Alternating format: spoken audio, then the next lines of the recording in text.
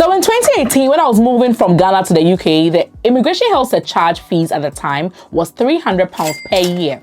So since my visa was given for 3 years, I paid £900. Okay, so for somebody that was coming with their spouse for the same duration, that's another 3 years, they were going to pay 900 times 2. Okay, so that's £1,800. Along the line, this was increased to £400 per year, then later increased again. And now, guys, it's bad news, honestly. Now the cost of immigration health surcharge has skyrocketed to figures beyond my comprehension, and that's what I'll be talking about in today's video. So if you're interested, stay tuned. Stop that. Guys, I'm very sure that most of you are aware that as part of the UK government, their plan to meet the pay demands of most of the professionals in the UK, they decided to increase the visa fees and that of other immigration and naturalization services, and then also increase the cost of immigration health surcharge so that they'll be able to raise money to cater for their pay demands of their professionals. Because as you know, the train drivers were striking, the police were demanding a pay rise, junior doctors were demanding a pay rise, NHS nurses, so many other professionals, and apparently the government did not have money to fund these pay increments, so they decided to increase the visa fees and also increase that to the immigration health surcharge fees to be able to make money to be able to pay their professionals this increment that they were demanding. Okay, and these are not my words, these are that of Rishi Sunak. If you do not remember, let me refresh your memory. If we're going to prioritise paying public sector workers more, that money has to come from somewhere else, because I'm not prepared to put up people's taxes, and I don't think it would be responsible or right to borrow more, because that would just make inflation worse. So what we have done are two things to find this money. The first is we're going to increase the charges that we have for migrants who are coming to this country when they apply for visas, and indeed something called the immigration health surcharge, which is the levy that they pay to access the NHS. So all of those fees are going to go up, and that will raise over £1 billion. So across the board, visa application fees are going to go up significantly, and similarly for the immigration health surcharge. For migrants who are coming to this country legally, they have to pay a fee to access the NHS, to contribute to NHS care. I think that's entirely right. Neither of these fees have been increased recently, and we think it's appropriate, given the costs for everything have gone up, that those fees, both for applying for visas and for accessing the NHS, go up too. That will raise over £1 billion, as I said, so it's a significant contribution to helping us pay for these pay. So with the visa fees, this came into effect from October 4th of this year, 2023. For instance, if you are applying for a visit visa for 6 months or less, initially before 4th October, you were expected to pay £100, but after 4th October, now people are expected to pay £115. Another example is if, let's say, you want super priority service with your visa application, initially before 4th October, it was £800, and now it is £1,000. So these are examples of the increments. And we did also know that they were going to increase the cost of the immigration health surcharge. However, there was no actually concrete information, or but this is where I come in today to give you this updates that I have read online today. This has been laid before Parliament, awaiting the approval of both houses of Parliament, and once it's approved, it's going to be effective from 16th of January 2024. Okay, and these are the new fees. But before I go on to the new fees, what is the immigration health surcharge anyways? For those who are hearing immigration health surcharge for the very first time, this is the fee that migrants pay, especially those that are coming here to spend more than 6 months. This is the amount of money that you pay to be able to access the UK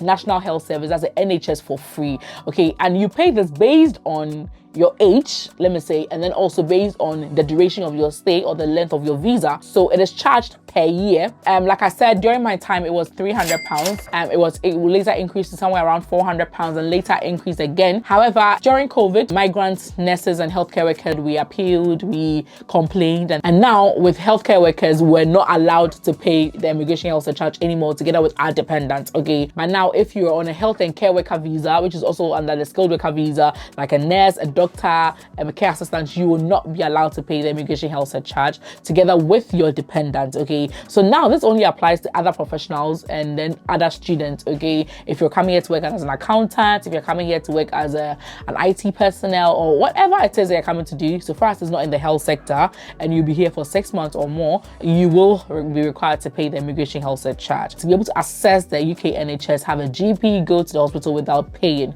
Already, people were complaining so much because, for the normal British citizen, they only pay their taxes, and then they also pay their NI, and that's it, and they're able to access the NHS. But if you're a migrant, aside paying the taxes and aside paying the NI, you'd have to pay this. So even before this, there has been so many criticisms and so many complaints about migrants paying the immigration health surcharge that it is not fair. However, we still pay.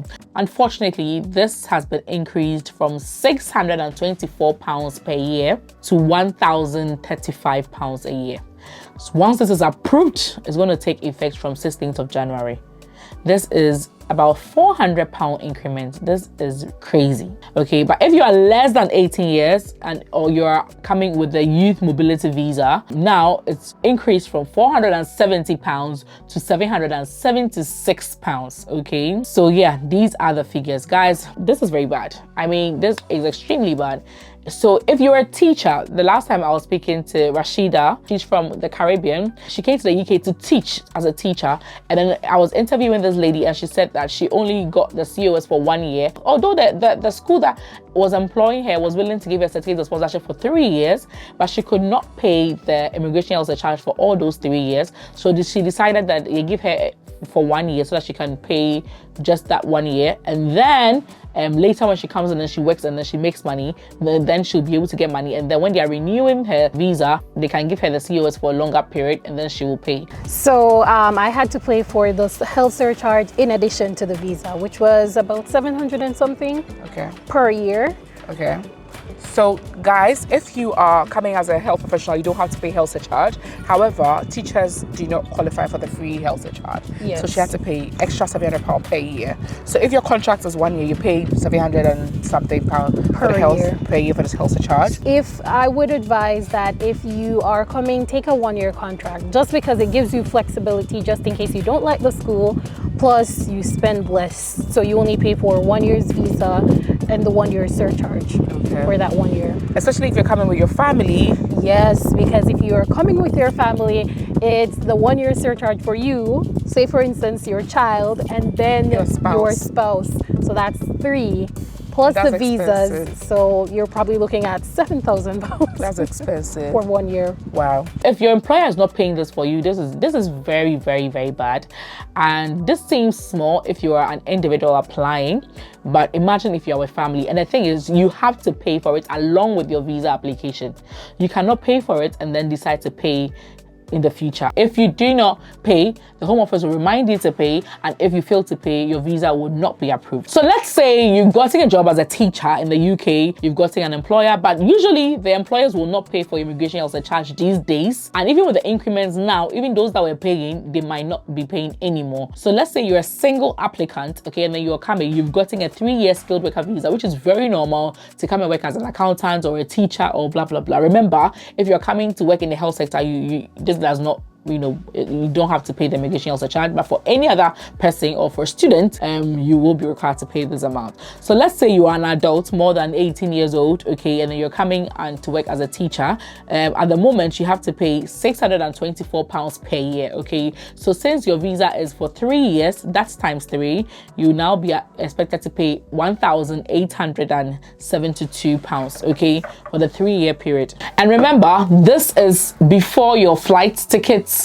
This is before your visa fees. This is before any other thing that you have to pay for. So this already was not good. But now, if this should be approved come the next few weeks, then from 16th of January, you will be expected to pay £3,105, because remember, it's now £1,035. Okay, so multiply by the 3 years that your visa, the duration of your visa, which is 3 years, multiplied by 3, now it is £3,105 alone. Flight tickets not inclusive, and any other thing not inclusive. Now let's look at those that will be coming with their family. So for instance, if you are coming with a family of 4, let's say you're the main applicant, you're coming with your wife and then 2 other kids, okay, before 16th of January 2024, you are going to be paying $6,564 for a 3-year skilled worker visa if you were coming with your family at the same time, okay? Because one adult is paying £624 per year, okay? So for the 2 adults, you are going to be paying £1,248 per year, and each child before 16th of January at the moment pays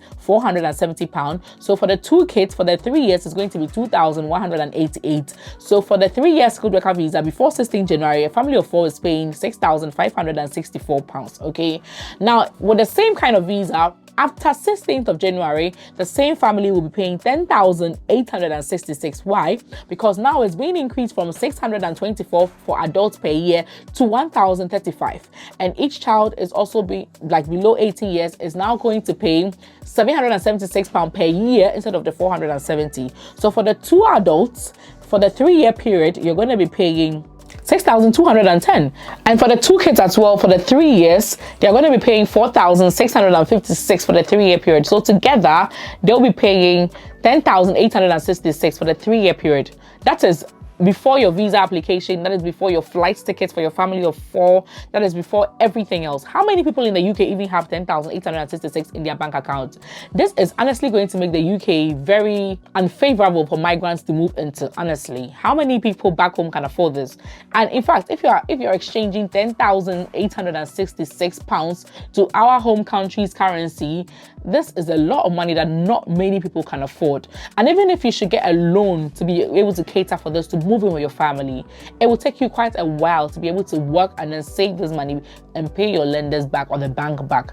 This is just not fair, in my opinion, honestly. Anyway, so if you're worried and you don't know how much you're expected to pay for the immigration health surcharge, when you check the gov.uk website, there's a link that helps you calculate how much you're expected to pay for your immigration health surcharge based on the size of your family and based on when you're coming, okay? Because there are a lot of, differences. For instance, if you're coming before just a few months before the year ends or whatever, there's a way to calculate it. So I'll leave the link in the description that will help you calculate it, okay? But remember, they have not amended the gov.uk page yet because, like I said, this is pending approval by the Houses of Parliament, okay? So once this is approved and then it comes effect on the 16th of January, and then this one will be updated on the gov.uk website. So this is just sort of like a proposal waiting for approval by the government. The only thing I can say now is that if you're hoping to come to the UK on a skilled worker visa and you don't want to be paying this amount, I think you should put in your application before 16th of January 2024. That is, if you have all the documents ready, you're just waiting. I think you should start now, okay? So I hope this was a benefit to you. I hope you learned something. Thank you very much for watching.